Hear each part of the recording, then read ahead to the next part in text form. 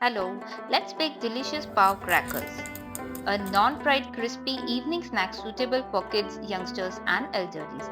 Start by cutting leftover paws into long pieces resembling French fries. In a pan, heat 1 spoon of oil, add haldi, red chili powder, salt, and chaat masala. Toss the pav pieces in the masala mixture until well coated.